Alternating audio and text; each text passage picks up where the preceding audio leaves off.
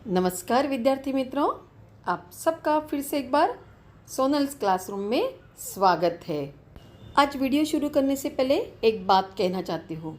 आप सबको मेरे वीडियो पसंद आ रहे हैं, तो अगर आप मुझे लाइक और शेयर करेंगे तो इसका फ़ायदा दूसरे बच्चों को भी होगा। बच्चों, तो आइए शुरू करते हैं। आज हम हिंदी लोक भारती कक्षा 10वीं दूसरी इकाई की जो 10वीं कविता है छापा, उस कविता का सारांश और स्वाध्याय देखते हैं। छापा यह हास्य व्यंग कविता है और उसके कवि है ओम प्रकाश आदित्य जी।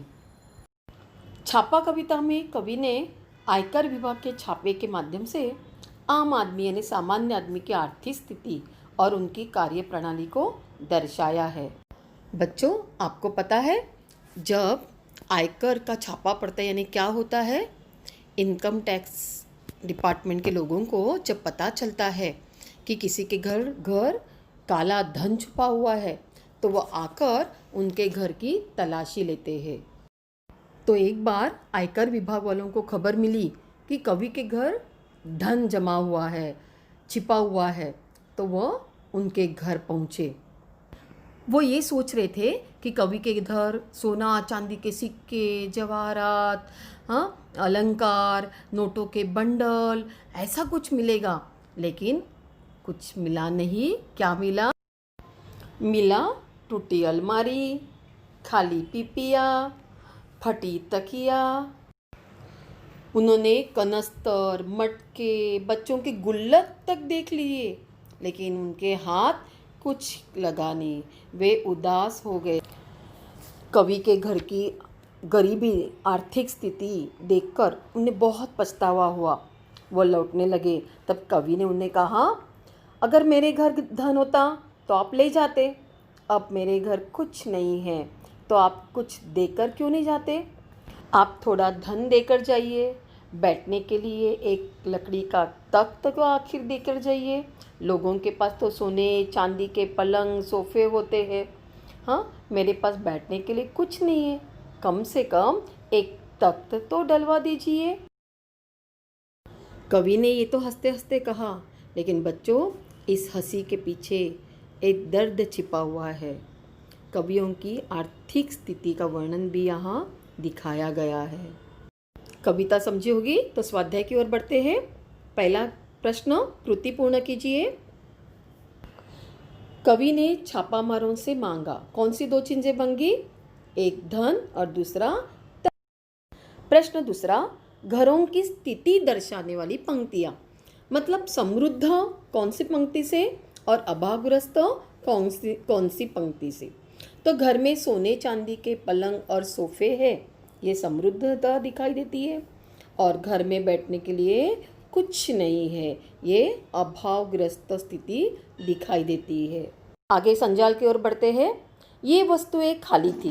कौन सी चार वस्तुएं? कनस्तर, पिपिया, गुल्लक और मटके।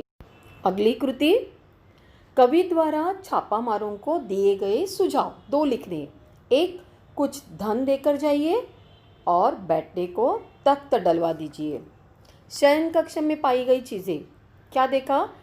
फटी तकिया और टूटी अलमारी। अगला चौथा प्रश्न, प्रवाह तालिका। छापा मारने वालों में आया परिवर्तन। एक, रौद्र रस की जगह करुण रस ने ली। दूसरा, कवि ने क्षमा मांगी। तीसरा, अपनी सफलता पर पछताए। और चौथा, सिर झुकाए वापस गए। अगले प्रश्न की ओर बढ़ते हैं। कुछ शब्द दिए गए हैं, वो उत्तर है और उनके हमें प्रश्न बनाने हैं। जैसे एक, अरण्यकांड। कवि के घर में क्या देखकर छापामारों का चेहरा मुरझा गया? दूसरा, तख्त। कवि ने घर में क्या डलवाने की मांग की? तीसरा, असफलता। छापामार किस बात पर पछताए? चौथा, अनाधिकृत। छापामारों को किस रूप का अर्जित धन चाहिए था? यहाँ पर कुछ शब्द दिए हैं और उनके विभिन्न अर्थ हमें लिखने हैं। जैसे सोना के दो अर्थ है, स्वर्ण यानी गोल्ड, और सो जाना यानी नींद आना। दूसरा चांदी, रजत या बालों की सफ़ेदी। तीसरा अर्थ, उसका अर्थ है धन और मतलब यानी अभिप्राय। चौथा शब्द है मुद्रा, इसका अर्थ है सिक्का और दूसरा अर्थ है मुख के भाव यानी चेहरे के भाव। इसी कविता के नीचे एक विज्ञापन लिखने को कहा गया है, वो मैंने यहाँ लिखा है, आप उसका लाभ ज़रूर उठा लें। इसी के साथ ये वीडियो समाप्त करती हूँ बच्चों, धन्यवाद।